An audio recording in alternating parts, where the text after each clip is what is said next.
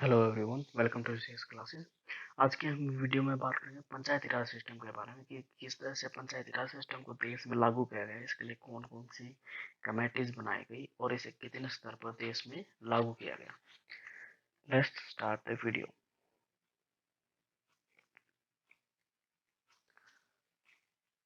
अगर हम बात करते हैं पंचायती राज सिस्टम के वक्त, तो पंचायती राज सिस्टम को दूसरे शब्द में हम लोकल सेल्फ गवर्नमेंट भी कह सकते हैं। हमारे देश में प्राचीन समय से ही लोकल सेल्फ गवर्नमेंट का चलन रहा है। अगर हम पौराणिक ग्रंथों की बात करें तो उसमें एक पंचायतन नामक वर्ड का भी जिक्र होता है, जिसका मतलब होता है ग्रुप ऑफ 5। अगर हम हमारे सबसे प्राचीन ग्रंथ रामायण की बात करें तो उसके अंदर भी गवर्नेंस को दो हिस्सों में बांटा गया था, पूर्व और जनपद। मतलब जो गवर्नेंस थी वो गांव और शहरों के बीच में डिवाइड की गई थी। जो ग्राम पंचायत है वो लोकल सेल्फ गवर्नमेंट का सबसे निचला स्तर है। लॉर्ड रिपन को हमारे देश के अंदर लोकल सेल्फ गवर्नमेंट का पिता माना जाता है।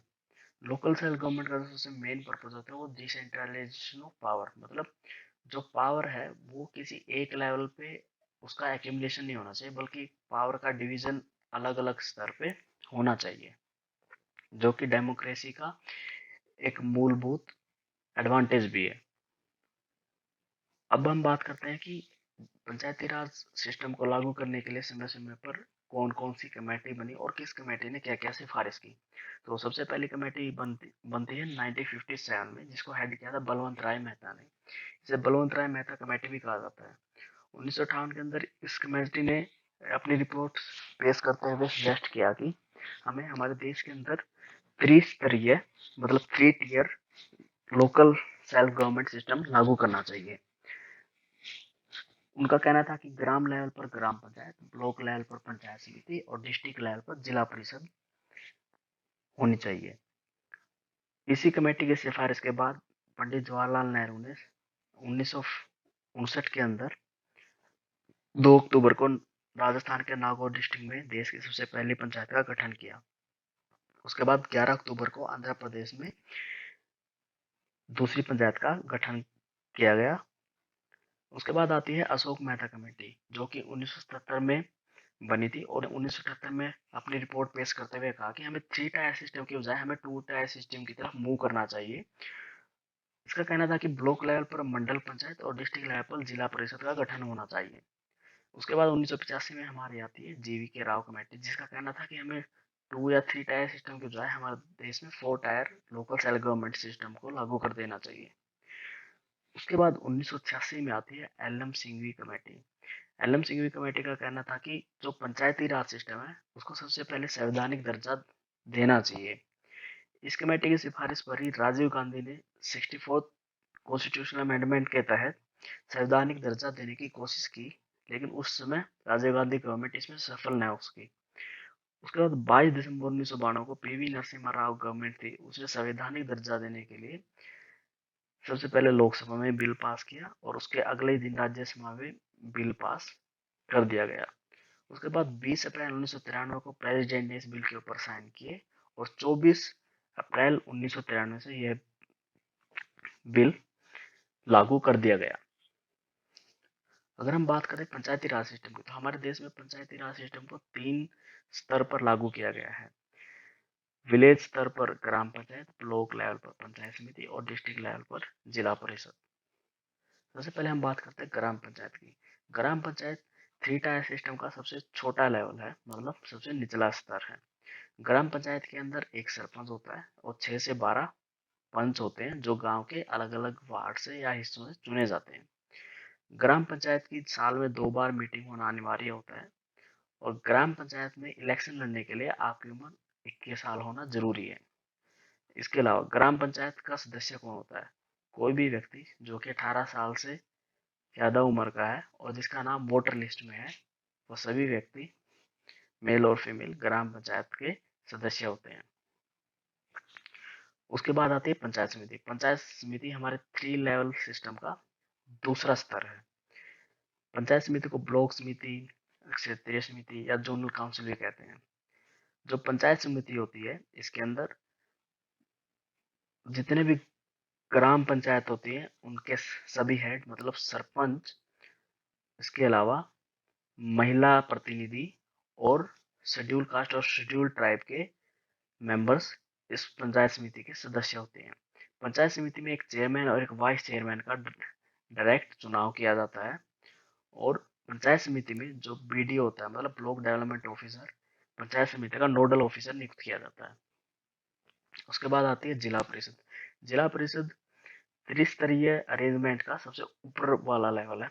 जिला परिषद के अंदर उस जिले के डिफरेंट डिफरेंट वार्ड से जो डायरेक्टली इलेक्ट किए गए हैं प्रतिनिधि वो, और जितनी भी पंचायत समिति उस जिले के अंदर आते हैं उनके चेयरमैन, और उस जिले के अंदर जितनी भी कॉन्स्टिट्यूएंसी आती है उनके एमएलए जिला परिषद के सदस्य होते हैं। इसके बाद आता है हरियाणा पंचायती राज एक्ट। हरियाणा पंचायती राज एक्ट मतलब कि हरियाणा में पंचायती राज एक्ट, पंचायती राज को किस तरह से समय समय पर लागू किया गया और इसमें क्या क्या समय समय पर अमेंडमेंट किए गए। आप सभी को पता होना चाहिए कि जो पंचायती राज सिस्टम है ये राज्य सूची का विषय है। तो पंजाब ग्राम पंचायत एक्ट 1952 के तहत सबसे पहले पंचायतों का गठन हरियाणा के अंदर किया गया जिसका टेन्योर 3 साल होता था और सरपंच को इनडायरेक्ट तरीके से पंचों के द्वारा चुना जाता था। अब क्वेश्चन उठता कि हम यहाँ पे पंजाब ग्राम पंचायत एक्ट क्यों बोल रहे हैं। यहाँ पे पंजाब बोलने का संबंध इसलिए है क्योंकि जो 1966 से पहले हरियाणा पंजाब का ही एक पार्ट होता था, तो जितने भी एक्ट लागू होंगे उसमें पंजाब ग्राम पंचायत एक्ट ऐसे आपको लिखा हुआ मिलेगा।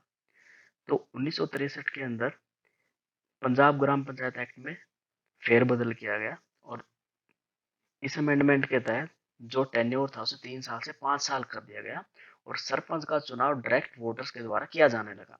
लेकिन 1973 के अंदर सीएम बंसी लाल की गवर्नमेंट ने इस एक्ट में अमेंडमेंट किया और जो सरपंच का चुनाव करने की पावर है वो इनडायरेक्ट तरीके से पंचों के हाथ में दोबारा दे दी गई।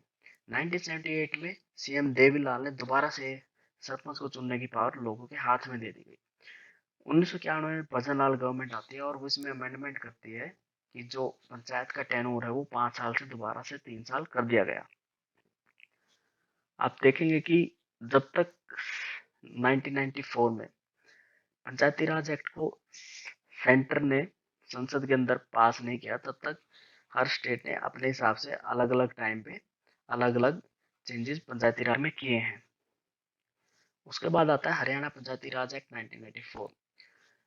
इसमें देख आपको पता चलेगा कि जब पीवी नरसिम्हा राव गवर्नमेंट ने 73rd कॉन्स्टिट्यूशनल अमेंडमेंट करने के बाद जब पंचायती राज सिस्टम को 22 अप्रैल 1994 को लागू कर दिया गया, तो इस एक्ट की जो सबसे मेन चीज थी कि जो पंचायत का टेन्योर होगा वो 5 साल का होगा और जो 1/3 ऑफ द सीट है वो महिलाओं के लिए आरक्षित रहेंगी और जो इलेक्शन होगा पंचायत इलेक्शन वो स्टेट इलेक्शन कमीशन करवाएगा।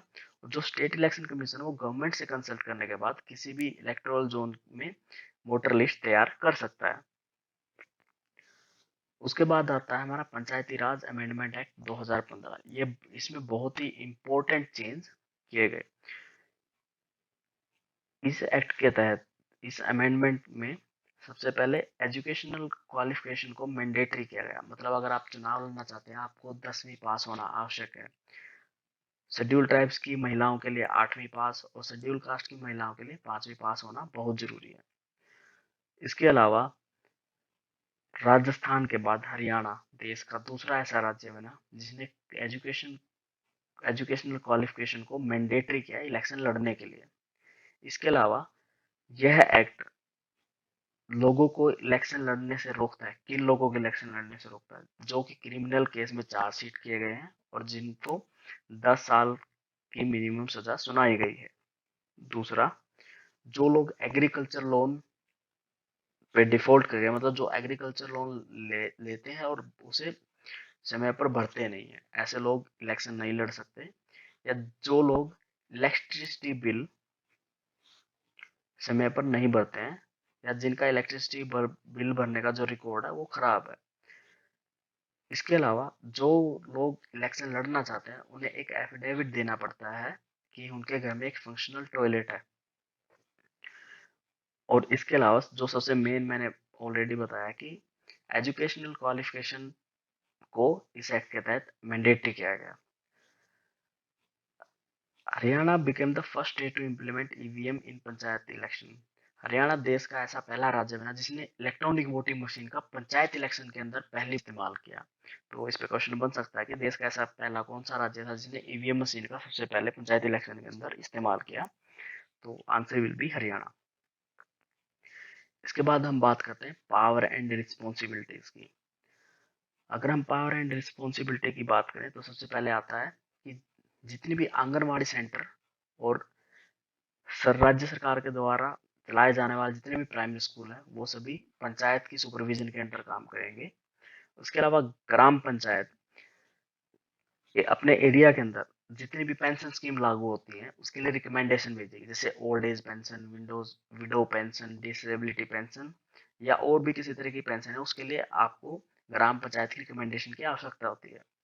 उसके बाद आता है ग्राम panchayat supervisory public distribution system, जो लोगों को पब्लिक डिस्ट्रीब्यूशन सिस्टम के तहत अनाज या कोई भी खाद्य वस्तुएं किफायती रेटों पर उपलब्ध कराई जाती है, उसका सुपरविजन भी ग्राम पंचायतों के हाथ में दिया गया। ग्राम पंचायत गांव के संपूर्ण विकास के लिए एनुअल डेवलपमेंट प्लान और बजट प्लान प्रिपेयर करती है। ऑन रिकमेंडेशन ऑफ पंचायत समिति की सिफारिश के तहत जितने भी non conventional source of energy है, जैसे बायोगैस प्लांट है, इम्प्रूव्ड चूल्हा है, वो लोगों को उपलब्ध कराए जाते हैं।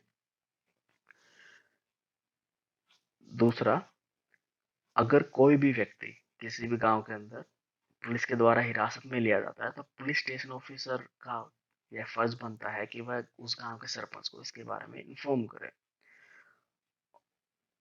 Next point is state finance commission की सिफारिश पर पंचायती राज इंस्टीट्यूशन को स्टैंप ड्यूटी और रजिस्ट्रेशन फीस का 3% एज ए रेवेन्यू पे किया जाता है। जनरली जो ग्राम पंचायत होती है उन्हें जो रेवेन्यू होता है वो सरकार की तरफ से ही मिलता है एरिया के विकास के लिए। उसके बाद होता है जो हरियाणा जिला परिषद है वो 5 लाख तक का कोई भी प्रोजेक्ट अपने आप रन कर सकती है। पंचायत समिति के लिए यह लिमिट 3 लाख की है और ग्राम पंचायत के लिए यह समिति 1.25 लाख की है।